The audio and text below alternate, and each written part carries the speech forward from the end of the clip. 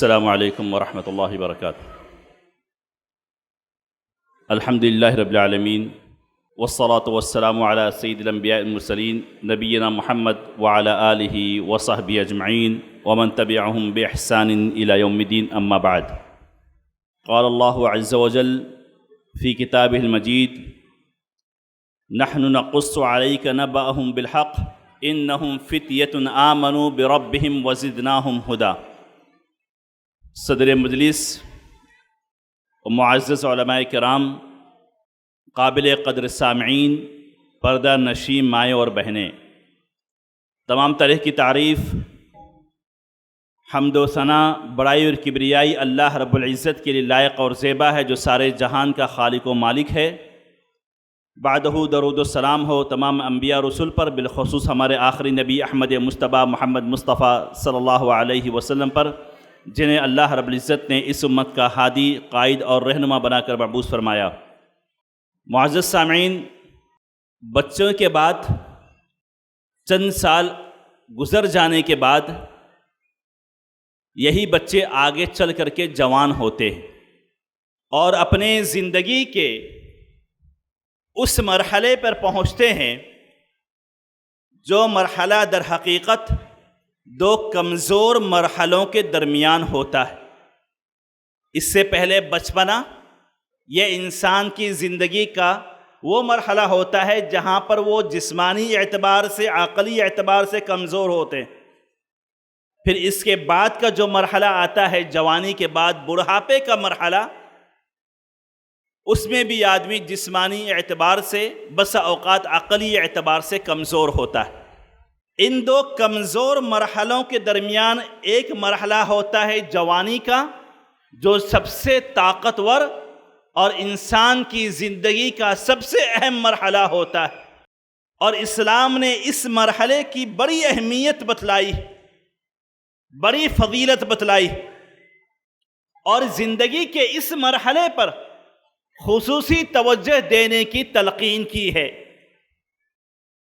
اور پھر اس کے بعد نہ یہ کہ رہنمائیاں جاری کی، تعلیمات دی، بلکہ اس مرحلے کے تعلق سے، یعنی کہ جوانی کے تعلق سے، انسان کو جواب دہ بنایا ہے کہ مرنے کے بعد جو سوالات کیے جائیں گے، رب کے سامنے بندہ جب کھڑا کیا جائے گا، اور جب تک ان سوالوں کا جواب نہیں دے دے گا، اس کے قدم ہلنے والے نہیں وہاں سے۔ ان 5 سوالوں میں سے ایک سوال یہ ہوگا کہ عن عمرہ فیما افناہ، اس کی عمر کے تعلق سے کہ اپنی عمر اس نے کہاں بتائی، کہاں گزاری۔ دوسرا سوال عن شبابہ فیما ابلاہ، کہ اپنی جوانی کو اس نے کہاں گزارا۔ تیسرا سوال عن مالہ من این اکتسبہ وفیما انفقہ، کہ مال کو کہاں سے کمایا۔ چوتھا سوال کہ کہاں خرچ کیا، اور 5واں سوال کہ جو کچھ بھی جانا کیا اس پر عمل کیا، جو کچھ مدرسوں میں سیکھا، جو کچھ اسکولوں میں سیکھا، جو ان دینی مجلسوں میں سیکھا، ان دینی پروگراموں میں جی سیکھا، جانا، کیا اس پر عمل کیا کہ نہیں کیا۔ یہاں پر محل شاہد یہ ہے، کہنا یہ ہے کہ اللہ رب العزت نے پہلا سوال یہ بتلایا کہ ان عمرہ فیما افناہ، کہ کہاں اس کی عمر گزاری، اس کے بارے میں سوال کیا جائے گا۔ پھر اس کے بعد کہا عن شبابہ فیما ابلا، کہ جوانی کو کہاں گزارا۔ سوال یہ ہے، کیا جوانی کی زندگی، جوانی کی عمر ہمارے پورے زندگی کے عمر میں داخل ہے کہ نہیں داخل ہے؟ جب ایک سوال ہو گیا کہ اپنی عمر کو کہاں گزاری، تو اس عمر میں جوانی بھی شامل ہے، کہ جوانی کو کہاں، بھائی بچپنا ہے، جوانی ہے، بڑھاپا ہے۔ تو جب بڑھاپے کے تعلق سے سوال ہو رہا ہے، تو اس کے بعد یا پوری طور پر عمر کے تعلق سے سوال ہو رہا ہے، تو جوانی کے تعلق سے الگ سوال کیوں؟ اس کا مطلب یہ ہے کہ اسلام ہم کو اپنی جوانی کے تعلق سے جواب دہ بناتا ہے کہ اپنی جوانی کو کہاں گزارا ہے، کس چیز میں گزارا ہے، کیسے گزارا ہے، اللہ کی اطاعت میں گزارا یا اس کی معصیت میں گزارا ہے۔ اس کا جواب ہمیں الگ سے دینا ہوگا. اور اسی لیے ایک آیت میں نے پڑھی کہ انہم فتیۃ آمنوا بربہم وزدناہم ہدی. اللہ رب العزت نے جوانی کی اہمیت کو کیسے اجاگر کیا؟ سورۃ الکہف میں اس آیت کا تذکرہ ہے. یہ سورۃ الکہف کی آیت ہے. سورۃ الکہف میں اللہ تعالیٰ کہتا ہے کہ انہم کہف کہتے ہیں غار والے کو. چند نوجوان تھے جنہوں نے غار میں جا کر کے پناہ لیا تھا. اللہ رب العزت نے قرآن کی اس مقدس آیتوں میں صورتوں میں باقاعدہ ایک صورت انہی کے نام سے موسوم ہے، سورۃ الکہف. اور سورۃ الکہف میں خصوصی طور پر کہا کہ انہم فتیۃ آمنوا بربہم وزدناہم ہدی. وہ چند نوجوان تھے جو غار میں آ کے چھپے ہوئے تھے. چند نوجوان تھے جنہوں نے اللہ رب العزت کی خاطر حق کو قبول کیا اور حق پر جمے رہے، ڈٹے رہے، ثابت قدم رہے. سوال یہ ہے کہ اگر اللہ رب العزت یہ کہتا کہ وہ چند لوگ تھے جنہوں نے غار میں آ کر کے پناہ لیا تو بھی کافی تھا. خصوصی طور پر جوانی کا لفظ کیوں ذکر کیا؟ جوانوں کا تذکرہ کیوں کیا؟ کیوں کوڈ کیا کہ وہ چند نوجوان تھے جنہوں نے غار میں جا کر کے پناہ لی، حق کو قبول کیا، حق پر ڈٹے رہے؟ اس لیے کہ اللہ رب العزت یہاں پر جوانی کی اہمیت کو اجاگر کر رہا ہے کہ حق پر جمے رہنا، حق کو قبول کرنا، ثابت قدم رہنا، یہ استطاعت اور یہ کیپیسٹی، یہ صلاحیت دراصل جوانوں کے اندر سب سے زیادہ ہوتی ہے. کہ جوان ہی ہوتا ہے جو آنکھ سے آنکھ ملا کر باطل کو رد کرتا ہے، جواب دیتا ہے اور حق کو قبول کرتا ہے اور حق پر جمے رہتا ہے. یہ چند نوجوان تھے جنہوں نے توحید کو قبول کیا، صحیح عقیدے کے ماننے والے بن گئے. اور پھر اس کے بعد جب ان کو ستایا گیا، جب ان کو پریشان کیا گیا، بادشاہ وقت کی طرف سے پریشانی آئی، اپنے عقیدے اور اپنے ایمان کے تحفظ کے خاطر دھیان رکھیے گا جوانی کی حالت میں عقیدہ اور ایمان کتنی اہمیت کا حامل ہوتا ہے کہ جوان تھے اور اپنے عقیدے اور ایمان کے تحفظ کے خاطر اپنے قریے کو چھوڑا، اپنے شہر کو چھوڑا، اپنے اقربا کو چھوڑا، اپنے رشتہ داروں کو چھوڑا، بادشاہ وقت سے پنگا لے لیا، لیکن اپنے عقیدے اور ایمان سے کمپرومائز نہیں کیا. یہ صلاحیت جوانوں کے اندر ہوتی ہے. اور آگے بڑھیے. قالوا سمعنا فتى يذكرهم يقال له ابراہیم. ابراہیم علیہ السلام کا تذکرہ کیا اور تذکرہ کرتے ہوئے فتن کا لفظ استعمال کیا. فتن عربی میں کہتے ہیں جوان کو. اور جب جوان آدمی ہوتا ہے تو جس طریقے سے جسمانی اعتبار سے مضبوط ہوتا ہے، ہاتھ پاؤں مضبوط ہوتے ہیں، اسی طریقے سے عقلی اعتبار سے بھی جوان بہت مضبوط ہوتے ہیں، دماغ زیادہ تیز چلتا ہے. ابراہیم علیہ السلام ایک دفعہ کا واقعہ ہے، جب دعوت توحید انہوں نے دیا تو ان کے آباء و اجداد نے جب انکار کر دیا. خود ان کے اپنے گھر والے، ان کے والد خود بت گیری کا کام کرتے تھے، صنم گیری کا کام کرتے تھے، بت بناتے تھے اپنے ہاتھ سے. ڈرایا، دھمکایا، پریشان کیا. اور پھر اس کے بعد ہوا یوں کہ ایک دفعہ ان کے والد اور ان کے قبیلے والے کسی کام سے باہر گئے، دعوت میں یا کسی میلے میں شریک ہونے کے لیے گئے. ابراہیم علیہ السلام نے کیا کیا؟ بیماری کا بہانہ بنا کر کے رک گئے اور وہ صنم اور وہ بت جن کی وہ ان کے خاندان والے، قبیلے والے عبادت کرتے تھے، ان بتوں کو انہوں نے توڑ دیا، گرا دیا. ایک بت کو باقی رکھا، جو سب سے بڑا بت تھا اس کو باقی رکھا اور کلہاڑی اس کے کندھے پر ٹانگ دی. جب قبیلے والے، خاندان والے جب واپس پلٹتے ہیں تو دیکھتے ہیں آ کر کے کہ یہ ہمارے بتوں کے ساتھ میں، ہمارے معبودوں کے ساتھ میں یہ حرکت کس نے کی ہے؟ تو لوگوں نے کہا سمعنا فتن یذکرہم یقال لہ ابراہیم، ہم نے ایک نوجوان کو سنا ہے، ہم نے ایک نوجوان کو سنا ہے جو ہمارے معبودان باطلہ کے بارے میں طرح طرح کی باتیں کرتا ہے. ابراہیم علیہ السلام نے دیکھیں نوجوان عقلی اعتبار سے کیسے مضبوط ہوتے، کہہ رہے ہیں کہ نوجوان تھے اپنے حق کی دعوت کو قبول کروانے کے لیے یا پہنچانے کے لیے یا ان تک صحیح طور پر عقلی اعتبار سے ان کو ثابت کرنے کے لیے کیا طریقہ اپنایا کہ سارے بتوں کو توڑ کر کے اس بڑے بت کے اوپر وہ کلہاڑی ٹانگ دی، اور لوگ جب پوچھنے لگے تو کہتے کہ مجھ سے کیوں پوچھ رہے ہو، مجھ سے کیوں سوال کر رہے ہو؟ تمہارے یہ معبودان باطلہ جو اوندھے منہ پڑے ہوئے ہیں، جن کو تم اپنے نفع نقصان کا مالک مانتے ہو، جن کو تم اپنی زندگی اور موت کا مالک مانتے ہو، ان سے پوچھ لو نا، یہ بتا دیں گے کہ یہ سارے بت جو پڑے ہوئے اوندھے منہ گرے ہوئے یہ کس نے توڑا ہے۔ اب ظاہر سی بات ہے یہ بت تو بولنے والے نہیں، یہ تو گنگے ہیں، بہرے ہیں، یہ اپنے اوپر بیٹھی ہوئی مکھی کو نہیں بھگا سکتے، کیا یہ کسی کے سوالوں کا جواب دیں گے؟ بات عقل میں گھس گئی کہ ہم کیا کر رہے ہیں؟ ہم ایسے معبودوں کی عبادت کر رہے ہیں جو معبودان جواب بھی نہیں دے سکتے، لیکن عقل پر پردہ پڑا تھا، انہا لا تعمل ابصار ولکن تعمل قلوب التی فی الصدور۔ یہ عقل کے اندھے تھے، یہ آنکھوں کے اندھے نہیں تھے۔ جب اللہ نے دلوں پر مہر لگا دیا ہو تو کہاں سے حق قبول کرے؟ لیکن کہنا یہ ہے کہ قرآن نے اس واقعہ کو کیسے نوٹ کیا ہے؟ سمعنا فتن، ایک نوجوان ہے، یہ نوجوانوں کی صلاحیت ہوتی ہے کہ جہاں جسمانی اعتبار سے مضبوط ہوتے ہیں وہاں عقلی اعتبار سے بھی مضبوط ہوتے ہیں۔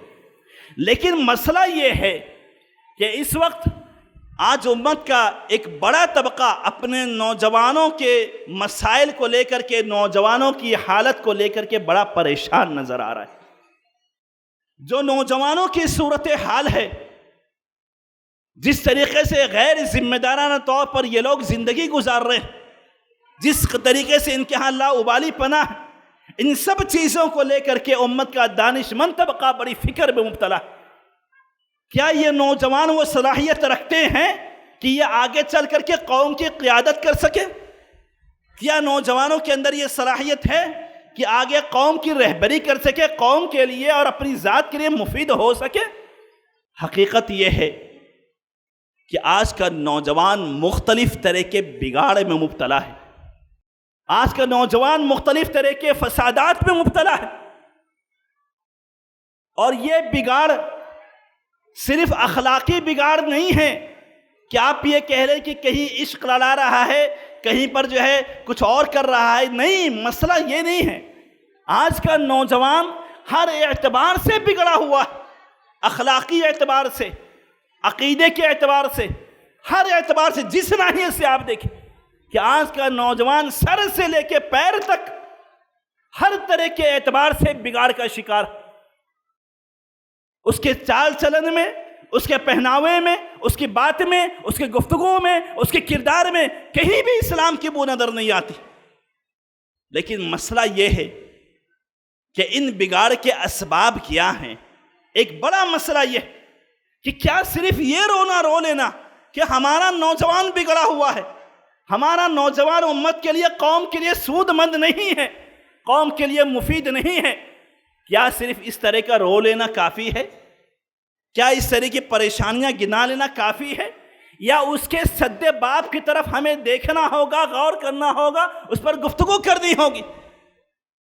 کیونکہ یہ نوجوان یہی قوم کا سرمایہ ہے، یہ نوجوان یہی قوم کا مستقبل ہے۔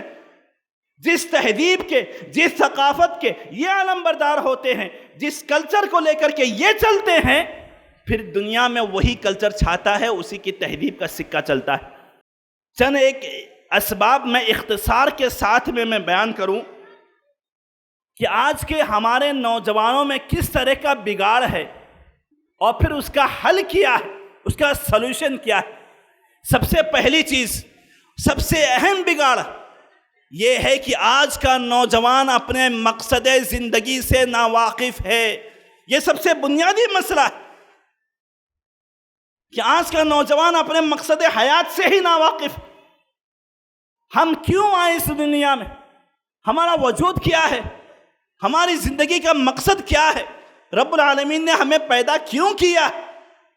وَمَا خَلَقْتُ الْجِنَّ وَالْإِنسَ إِلَّا لِيَعْبُدُونَ۔ سن رہا ہے، کانوں میں یہ باتیں آ رہی کہ اللہ رب العزت نے ہمیں اپنی عبادت کے لیے پیدا کیا ہے، لیکن عبادت کا مفہوم کیا ہے؟ عبادت کہتے کس کو ہیں؟ کیا آج کا ہمارا نوجوان اس کو جانتا ہے؟ مقصد زندگی سے واقف ہے؟ یا بس وہی ٹائم پاس کا کلچر؟ ایک بہت بڑا مسئلہ ہے یہ آج کے ہمارے نوجوانوں کا کہ انٹرٹینمنٹ کا کلچر چل رہا ہے. بس یہی ہے مقصد زندگی. صبح ہو رہی ہے، شام ہو رہی ہے، یوں ہی زندگی تمام ہو رہی. صبح سو کر اٹھنا ہے، ٹائم پاس کرنا ہے، دیر سے جاگنا ہے، پھر اس کے بعد کسی گلی نکڑ پہ جا کر کے کھڑے ہو جانا ہے، آتی جاتی عورتوں پر کمنٹ کرنا ہے، ٹائم پاس کرنا ہے، کہیں یہاں پر وقت گزاری، کہیں وہاں پر وقت گزاری. پھر اس کے بعد شام ہو گئی، راتوں کو دیر میں جاگتے ہوئے، کسی گلی نکڑ پہ کھڑے رہتے ہوئے گھر پہ آ کر کے پھر اس کے بعد سو جانا ہے. یہ جو انٹرٹینمنٹ کا کلچر، یہ جو ٹائم پاس کا کلچر، یہ آج کے ہمارے نوجوانوں کا بنیادی مسئلہ. اسلام نے تو ایک مشن دیا تھا، ایک تحریک دی تھی، ایک مقصد دیا تھا، ایک ہدف دیا تھا کہ تمہاری اپنی زندگی عبادت کے لیے پیدا کی گئی. اور پھر وہ عبادت مکمل مفہوم کے اعتبار سے، وہ عبادت جس کا سونا، اٹھنا، بیٹھنا، جاگنا، چلنا پھرنا، باتیں کرنا، پہناوا، ہر چیز میں عبادت. آپ کیسے کھائیں گے یہ بھی عبادت، آپ کیسے پیئیں گے یہ بھی عبادت، آپ کیسے سوئیں گے یہ بھی عبادت، آپ کیسے چلیں گے پھریں گے یہ بھی عبادت، آپ کیسے تعلیم حاصل کریں گے یہ بھی عبادت. عبادت کا پورا مفہوم کے ساتھ میں اسلام نے یہ ہدف دیا تھا، یہ ٹارگٹ دیا تھا، یہ مشن دیا تھا زندگی کا. لیکن آج کا ہمارا نوجوان، جوانی ملی ہے مزے کرنے کے لیے. 4 دن کی جوانی ہے، 2 دن گزر گئے، 2 دن اور باقی ہے. تو اب 2 دن مستی نہیں کریں گے تو کب مستی کریں گے؟ جوانی میں مستی نہیں کریں گے تو کب مستی کریں گے؟ اب انجوائے نہیں کریں گے تو کب انجوائے کریں گے؟ مسئلہ یہ ہے کہ یہ انٹرٹینمنٹ کا کلچر، یہ انجوائمنٹ کا کلچر، یہ ٹائم پاس کا کلچر. ایک دفعہ ایسا ہوا کہ رمضان کے مہینے میں ایک بڑا طبقہ نوجوانوں کا بڑا خوش نظر آ رہا ہے، بڑا خوش ہے، رمضان کا مہینہ آنے والا ہے. آپ جانتے کیوں؟ اب کی بار رمضان میں ٹائم پاس بہت زبردست طریقے سے ہو جائے گا. بھائی مسئلہ کیا ہے؟ کون سی عبادت کرنے والے ہو، کون سی تلاوت کرنے والے ہو، کون سے ذکر و اذکار کرنے والے؟ رمضان کا مہینہ بڑا زبردست جانے والا ہے. کیوں؟ بھائی اس لیے کہ اس رمضان کے مہینے میں IPL چل رہا ہے، زبردست ٹائم پاس ہو جائے گا، کوئی ٹینشن نہیں. IPL چل رہا ہونے والا اس رمضان کے مہینے میں. یہ فکر، یہ سوچ ہے ہمارے نوجوانوں کی. تو مقصد زندگی سے ناواقفیت، عدم واقفیت، یہ ایک بہت بڑا مسئلہ ہے ہمارے نوجوانوں کا. اور یہ ان کے بگاڑ کا بنیادی سبب کہ شاید ہم ان کو نوجوانوں کو ان کی اپنی زندگی کے مقصد سے واقف ہی نہیں کرا سکے. ہم بتا نہیں سکے کہ ہمارا وجود کیا ہے، کیوں ہے، کس لیے ہے، کیوں ہمیں پیدا کیا گیا، عبادت کا مفہوم کیا ہے، ہم عبادت کے لیے پیدا کیے گئے، عبادت کا مفہوم کیا ہے، بندگی کیا ہے، صحیح معنوں میں انسان کامل ہم کب بنیں گے. بہرحال اس کا واحد حل یہی کہ ہم اپنے جوانوں کو ان کے مقصد زندگی سے واقف کرائیں. دوسرا سبب جو ہمارے نوجوانوں کے بگاڑ کا سبب ہے، اور وہ ہے عقدی ناحیت سے، عقیدے کے اعتبار سے، کہ ہمارا نوجوان عقیدے کے تعلق سے کیا معلومات اس کے پاس موجود ہے. اللہ ماشاءاللہ چند نوجوانوں کو چھوڑ دیں. آپ سوال کریں توحید کس کو کہتے ہیں، توحید کی قسمیں کیا ہے، شرک کیا ہے، نہیں معلوم. پھر کس طرح کی ہم تعلیم دے رہے، کس طرح سے ہم اپنے بچوں کی تربیت کر رہے. یہ توحید جس کے لیے یہ انبیاء کی تعداد مسلسل چلے آ رہی تھی، یکے بعد دیگر انبیاء بھیجے گئے اسی توحید کے لیے. نبی کریم صلی اللہ علیہ وسلم نے پتھر کھائے اسی توحید کے لیے، پوری زندگی تبلیغ کرتے رہے اسی توحید کے لیے. اپنے بعد اپنے صحابہ کرام کو یہی مشن دیا توحید کا، اور یہی پرچم لے کر کے سارے صحابہ کرام دنیا کے کونے کونے میں چلے گئے. لیکن مسئلہ یہ ہے کہ آج کا ہمارا نوجوان توحید کیا ہے نہیں معلوم، عقیدہ کیا ہے نہیں معلوم، شرک کیا ہے نہیں معلوم. پھر نتیجہ کیا ہے گلے میں تعویذ لٹکی ہوئی، ہاتھوں میں کڑا پہنا ہوا، پیروں میں داغا باندھا ہوا ہے، پھر کسی تعزیے کے پیچھے بس مست میں جھولتے ہوئے چلا جا رہا ہے۔ یہی عبادت ہے، یہی عبادت ہے، یہی رسول کی محبت ہے، یہی اتباع سنت ہے۔ مسئلہ یہ کہ کس طرح کی ہم تعلیم دے رہے ہیں، کس طرح کا عقیدہ ہم سکھا رہے ہیں۔ اور پھر اس کے بعد ابھی بات آئی، ذکر کیا کہ ارتداد کا فتنہ ایک بہت سنگین مسئلہ ہے۔ ارتداد کا ایک بہت بڑا مسئلہ ہے کہ ہماری نوجوان لڑکیاں بہنیں بھاگ رہی ہیں غیر مسلموں کے ساتھ میں۔ سرپرست حضرات پریشان، بسا اوقات شرمندہ ہے، لیکن مسئلہ یہ ہے کہ سینہ پیٹنے سے اس کا حل ہونے والا، اس کا حل نکلنے والا ہے۔ وجہ کیا ہے؟ وجہ یہ ہے کہ یہی لڑکیاں جب چھوٹی تھی تب عقیدے کی تعلیم نہیں سکھائی، تب توحید کا معنی مفہوم نہیں بتلایا، تب توحید کی محبت ان کے دلوں میں نہیں ڈالی، تب شرک کی نجاست اور گندگی اور خباثت ان کو نہیں بتلایا، بدعات کی، خرافات کی اور ان سب چیزوں کے تعلق سے اس کے غلط اثرات نہیں بتلائے، تو پھر اس کا نتیجہ یہ ہے کہ بچیاں بڑی ہو رہی ہیں اور بڑے ہونے کے بعد غیر مسلموں کے ساتھ میں چل دی۔ مسئلہ یہ نہیں ہے کہ آپ ڈاکٹر بنائیں، آپ انجینئر بنائیں، آپ سائنٹسٹ بنائیں، یہ مسئلہ نہیں ہے۔ آپ کس انداز کی تعلیم دیتے ہیں یہ مسئلہ نہیں ہے۔ مسئلہ یہ ہے کہ ایک بنیادی تعلیم، ایک دین کی اتنی مقدار بچوں کے پاس، بچیوں کے پاس ہونی چاہیے کہ جس کی وجہ سے اپنے عقیدے اور اپنے مذہب اور غیروں کے مذہب میں فرق کر سکے۔ وہ جس طریقے سے ہمیں سکھانا چاہیے، جس طریقے سے ہمیں بتلانا چاہیے، توحید کے تعلق سے، عقیدے کے تعلق سے، ہم نے ڈاکٹر بنا دیا، بڑے ہی سینہ چوڑا کر کے ہم بولتے ہیں ہمارا بچہ ڈاکٹر ہے، ہمارا بچہ انجینئر ہے، ہمارا بچہ لائر ہے، ہمارا بچہ سائنٹسٹ ہے۔ کوئی مسئلہ نہیں ہے، آپ سب بناؤ، آپ ڈاکٹر بناؤ، آپ انجینئر بناؤ، آپ سائنٹسٹ بناؤ، آپ فلسفیئر بناؤ، کچھ بھی بناؤ، لیکن میرے بھائیوں سب سے پہلے اس کو ایک مسلمان بناؤ۔ سب سے پہلے اس کو ایک مسلمان بناؤ، اس کو صحیح عقیدے والا بناؤ، صحیح منہج والا بناؤ۔ پھر یہ جو بچیوں کے بھاگنے کا مسئلہ ہے، ام سلیم رضی اللہ تعالیٰ عنہ، سنا آپ نے واقعہ کہ ام سلیم رضی اللہ تعالیٰ عنہ، ابو طلحہ کہتے ہیں کہ ام سلیم میں شادی کرنا چاہتا ہوں۔ ام سلیم کہتے ہیں ابو طلحہ اللہ کی قسم تم ایسے آدمی ہو کہ ایک لڑکی کے لیے آئیڈیل ہو، ایک اچھی پرسنالٹی کے مالک ہو، خوبصورت ہو، خوبصیرت ہو، دولت مند ہو، سب کچھ تمہارے پاس، جو کچھ ہمیں چاہیے، ایک لڑکی کو جو کچھ چاہیے وہ سب تمہارے پاس ہے۔ لیکن ابو طلحہ مسئلہ یہ ہے میں مسلمان ہوں اور اپنے دین پر، اپنے عقیدے پر تم کو میں ترجیح نہیں دے سکتی۔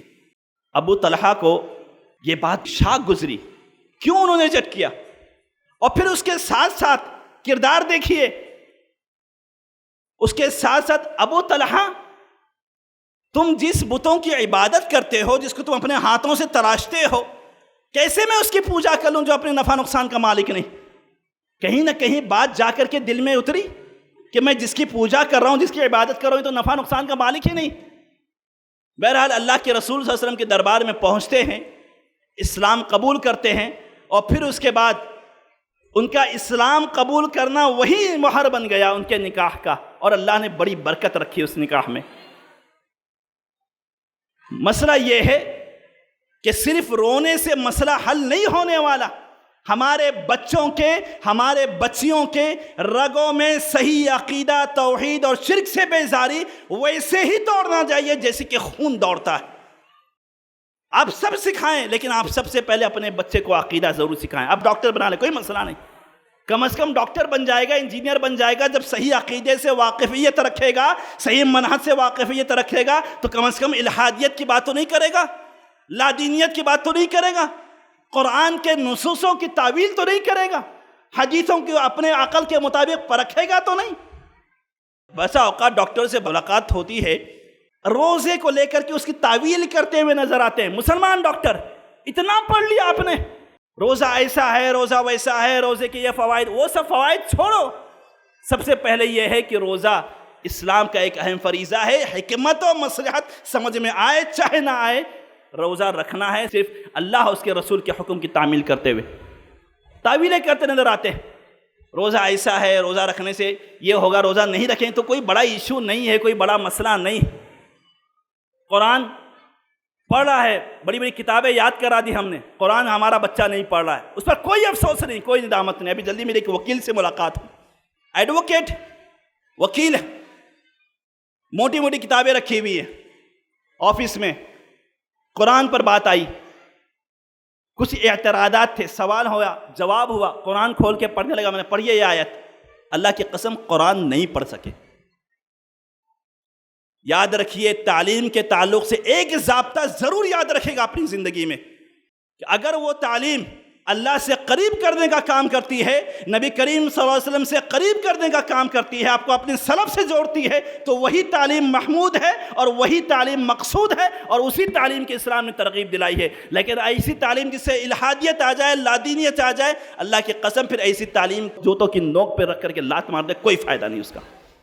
جو اللہ کو اللہ نہ بتلایا آپ کو، جو رسول کو رسول نہ بتلایا، جو اتباع سنت کا جذبہ نہ پیدا کرے، کیا فائدہ ایسی تعلیم حاصل کرنے کا؟ نوجوانوں کے بگاڑ کے اسباب میں سے ایک سبب ہے سنگت کا۔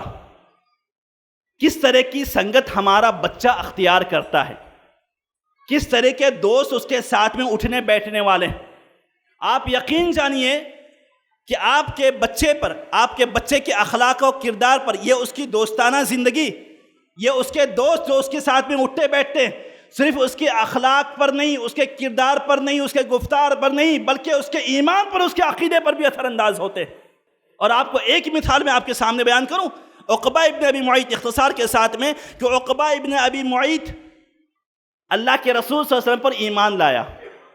ایک دفعہ اس نے اللہ کے رسول صلی اللہ علیہ وسلم کی دعوت لی، سب لوگ گئے، اللہ کے رسول نے کہا کہ میں نہیں آؤں گا جب تک تم مسلمان نہیں ہو جاتے۔ عقبہ ابن ابی معیط، اختصار کے ساتھ بیان کر رہا ہوں، عقبہ ابن ابی معیط مسلمان ہو گیا، کلمہ توحید پڑھ لیا، اسلام میں داخل ہو گیا۔ اللہ کے رسول صلی اللہ علیہ وسلم اس کے گھر پہ گئے، دعوت کھائے، اس بعد چلے گئے۔ اس کا ایک دوست تھا امیہ ابن خلف۔ امیہ ابن خلف کو معلوم پڑا کہ میرا دوست مسلمان ہو گیا، اس کے گھر پہ گیا، عقبہ نے سلام کیا، جو بھی ان کا سلام تھا سلام کیا، امیہ نے جواب نہیں دیا، کہا کہ میں سلام کر رہا ہوں، تم جواب نہیں دے رہے ہو، کہہ رہے میں تمہارے سلام کا جواب نہیں دوں گا، تم نے عجیب سا بچپنا کیا۔ کہا کیا بچپنا کیا میں نے؟ کہا میں نے سنا ہے تم نے محمد کا کلمہ پڑھ لیا، تم مسلمان ہو گئے؟ کہا کہ ہاں، میں نے دعوت لیا تھا، سارے لوگ آئے، لیکن محمد صلی اللہ علیہ وسلم اللہ کے رسول نہیں آئے، تو مجھے اچھا نہیں لگا کہ مکہ کے سارے اشراف، سارے بڑے لوگ اکٹھا ہیں اور اس میں محمد نہ آئے، اللہ کے رسول کا اونچا خاندان تھا، بڑے لوگوں میں سے، وہ نہ آئے، مجھے اچھا نہیں لگا، میں نے اسلام پڑھ لیا، اسلام کا کلمہ پڑھ لیا، میں مسلمان ہو گیا۔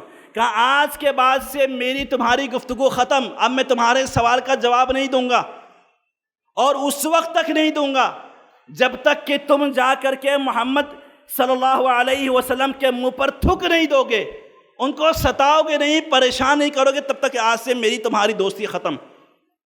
یہ بڑا پریشان ہوا، میرا بچپن کا لنگوٹیا یار، اب میں نے دوستی توڑ کے چلا گیا صرف اس لیے کہ میں مسلمان ہو گیا۔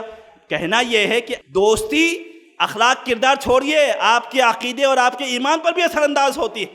اب یہ بیچارہ پریشان، سبحان اللہ، اس کے بعد وہ آدمی مرتد ہو گیا اور اللہ کے رسول صلی اللہ علیہ وسلم کو ستانے لگا، اور نہیں کہ صرف ستایا بلکہ اپنے دوست کی خواہش پوری کرنے کے لیے اللہ کے رسول صلی اللہ علیہ وسلم کے منہ پر تھوکنے کی بھی کوشش کی، لیکن اللہ کا کرنا ایسا ہوا کہ اللہ نے اس کے تھک کو اسی پر لوٹا دیا جس سے اس کا منہ جل گیا۔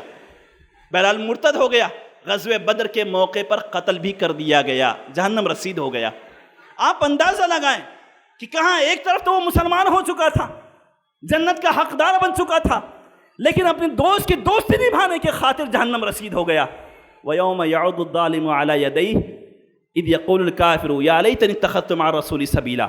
جس دن کافر اپنے ہاتھ کی انگلیوں کو دانت سے چبا کر کے گئے، کاش کہ میں نے رسول کو اپنا دوست بنایا ہوتا، یا ویلتا لیتنی لم اتخذ فلانا خلیلا، کاش کہ میں نے فلاں آدمی کو اپنا دوست نہ بنایا ہوتا۔ تو آپ کا دوست صرف آپ کی زندگی پر نہیں بلکہ آپ کے اخلاق و کردار پر، آپ کے عقیدے اور ایمان پر بھی اثر انداز ہوتا۔ ہم بچوں کی تربیت کر رہے ہیں، ساری چیزیں ہم نے پرووائڈ کر دی، بہتر کھانا دیا، بہترین پہناوا دیا، بہترین گھر دیا، بہترین محلہ دیا، بہترین سوسائٹی دی، یہ تربیت کا تقاضا ہے، یہ ہم نے پورا کیا، لیکن تربیت، مکمل تربیت اس وقت ہوگی جب آپ اپنے بچے کے دوستوں پر بھی نظر رکھیں کہ میرے بچہ کس کے ساتھ میں اٹھتا بیٹھتا ہے، کس کے ساتھ میں آتا جاتا ہے، کیوں اس کی سنگت میں رہتا ہے۔ اللہ کی قسم ہم نے دیکھا ہے ماں باپ دیندار ہیں، بچہ ڈرگس کا عادی ہو گیا، اسی ممرہ کی بات ہے۔ ماں باپ دیندار ہیں، ملتزم ہیں، شرعی اعتبار سے ہر چیز کے پابند ہیں، نمازی ہیں، روزے دار ہیں، تہجد گزار ہیں، لیکن بیٹا ڈرگس کا عادی ہو گیا، نشے کا عادی ہو گیا۔ کہاں سے ہوا؟ یہ دوستوں کی سنگت، یہ غلط صحبت، یہ ساری چیزیں۔ اور ایک آخری بات کر کے اپنی گفتگو کو ختم کروں کہ نوجوانوں کے بگاڑ کے اسباب میں سے ایک اہم سبب ہے آئیڈیل کون ہے ہمارے نوجوانوں کا آج کل ہمارے نوجوانوں کا آئیڈیل کون ہے؟ آپ کو بتلاؤں کہ آئیڈیل انسان کی زندگی پر بہت گہرا اثر مرتب کرتی ہے۔ اللہ رب العزت نے قرآن کریم میں 18 انبیاء کا تذکرہ کیا، 18 نبیوں کا تذکرہ کیا، اور تذکرہ کرنے کے بعد نبی کریم صلی اللہ علیہ وسلم کو مخاطب کرتے ہوئے کہتا ہے اولئک الذین ھداھم اللہ فبھداھم اقتدی، کہ اے نبی ان 18 انبیاء کی لسٹ دیکھیے، یہ لوگ ہدایت یافتہ تھے، یہ لوگ صحیح راستے پر تھے، آپ ان کو اپنے سامنے رکھیے، اپنا اسوہ بنائیے، اپنا ماڈل بنائیے، اپنا آئیڈیل بنائیے، اور انہی کے نقش قدم پر چلیے۔ اور اسی لیے بالخصوص اللہ کے رسول ہم انسانوں میں سے تھے۔ کیوں انسانوں میں سے تھے؟ فرشتوں میں سے کیوں نہیں تھے؟ اس لیے کہ انسان کو آئیڈیل بنا سکتا ہے، انسان فرشتے کو کیسے آئیڈیل بنا پائے گا؟ جب نبی فرشتے میں سے ہو جائے گا تو ہم تو یہ کہیں گے بھائی وہ نبی، وہ فرشتے تھے، ان کا معاملہ کچھ اور تھا، لیکن نبی جو آئے وہ انسانوں میں سے آئے۔ قرآن نے بار بار تذکرہ کیا کہ نبی تمہارے درمیان سے بھیجے گئے، اور کہا کہ لقد کانت لکم اسوۃ حسنۃ فی ابراہیم والذین، ایک طرف ابراہیم کا تذکرہ کیا، اور اسی طریقے سے ایک آیت میں تذکرہ کیا کہ اللہ کے رسول صلی اللہ علیہ وسلم تمہارے لیے بہترین ماڈل ہے۔ اب سوال یہ ہے کہ اللہ کے رسول صلی اللہ علیہ وسلم ہمارے لیے رول ماڈل ہیں، یا ان کے تربیت یافتہ صحابہ کرام ہمارے لیے رول ماڈل ہیں؟ کیا آج کے ہمارے نوجوانوں کا رول ماڈل صحابہ کرام ہیں، اللہ کے رسول صلی اللہ علیہ وسلم ہیں؟ مسئلہ یہ ہے کہ رول ماڈل کے بارے میں جانکاری تو چھوڑ دیجئے، مطلب ان کو اسوہ اور قدوہ بنانا تو الگ مسئلہ۔ ہمارا نوجوان آج کے ہمارے صحابہ کرام کے بارے میں جانتا ہی نہیں ہے، پہچانتا ہی نہیں ہے، تو کیسے ان کو رول ماڈل بنائے گا؟ کیا آج کا ہمارا نوجوان ابو بکر رضی اللہ تعالیٰ عنہ اور ان کے حلم اور بردباری کے بارے میں جانتا ہے؟ کیا آج کا ہمارا نوجوان حضرت عمر اور ان کے بہادری کے قصے اور کارنامے جانتا ہے؟ کیا آج کا ہمارا نوجوان حضرت عثمان رضی اللہ تعالیٰ عنہ ان کے سخاوت کے بارے میں جانتا ہے؟ حضرت علی کے بارے میں، ان کے بہادری کے بارے میں جانتا ہے؟ نہیں جانتا، قطعاً نہیں جانتا۔ پھر کس کو رسوا بنائے، کس کو رول ماڈل بنائے، کس کو آئیڈیل بنائے؟ آج اس کا آئیڈیل کون ہے؟ یہاں سے بال کٹے ہوئے ہیں، یہاں سے بال کٹے ہوئے ہیں، بیچ میں سے گنجا ہے، پینٹ پھٹی ہوئی ہے، کون ہے بھائی؟ فلانے کرکٹر کا بال ایسا تھا، فلانے ماڈل کا بال ایسا تھا، فلانے کی پینٹ ایسی تھی، فلانے کا وہ شرٹ ایسا تھا، اس وجہ سے فلانا فٹ بالر ایسا تھا، فلانا ایکٹر ایسا تھا۔ یہ رول ماڈل ہے ہمارے نوجوانوں کا۔ پھر ہمارے نوجوان بگڑیں گے نہیں؟ تو رول ماڈل کون؟ رول ماڈل ہماری شخصیت پر، بچوں کی شخصیت پر، نوجوانوں کی شخصیت پر، ان کی کردار سازی پر بہت بڑا کردار ادا کرتے ہیں، لیکن یہ آئیڈیل کا فقدان ہمارے نوجوانوں کو بگاڑ رہا ہے۔ بہرحال یہ چند اسباب تھے جو میں نے آپ کے سامنے بیان کیے کہ نوجوانوں، اللہ کے رسول صلی اللہ علیہ وسلم کی اس حدیث کو اپنے سامنے رکھو کہ 5 چیزوں سے پہلے غنیمت جاننا ہے۔ اس میں سے آپ نے کہا تھا شبابک قبل حرمک، اپنی جوانی کو اپنے بڑھاپے سے پہلے غنیمت سمجھنا۔ اللہ کی قسم آج تم نماز پڑھ رہے ہو، آج ہڈیاں مضبوط ہیں، ہاتھ پاؤں مضبوط ہے، کل نماز بھی پڑھنا چاہو گے، غیر کام تو چھوڑ دو، دیگر کاموں کو چھوڑ دو، کل جب ہڈیاں کمزور ہو جائیں گی، بال سفید ہو جائیں گے، صحیح طریقے سے نماز بھی ادا کرنا چاہو گے، صحیح طریقے سے رکوع بھی کرنا چاہو گے، صحیح طریقے سے سجدے بھی کرنا چاہو گے تو کر نہیں سکو گے، باقی دور کی بات، باقی اور کام تو چھوڑ دو۔ تو اپنی جوانی کی اہمیت کو سمجھو، تمہارے سجدوں کی قیمت ہے، تمہارے رکوع کی قیمت ہے، تمہاری عبادتوں کی قیمت ہے، تمہارا مقام بہت اونچا ہے۔ اللہ رب العزت نے یوں ہی اتنا بڑا انعام نہیں دیا شاب نشأ فی طاعت اللہ یا فی عبادت اللہ، کہ وہ نوجوان جس کے شب و روز اللہ کی اطاعت میں، اس کی بندگی میں گزرتے تھے، وہ قیامت یہ عرش کے سائے تلے ہوگا۔ اللہ رب العزت سے دعا ہے کہ اللہ رب العزت ہمارے نوجوانوں کی اصلاح فرمائے، ان کو صحیح راستے پر لائے، ان کو صراط مستقیم پر چلنے کی توفیق عطا فرمائے۔ آمین و صلی اللہ علیہ وسلم محمد۔ السلام علیکم و رحمۃ اللہ وبرکاتہ۔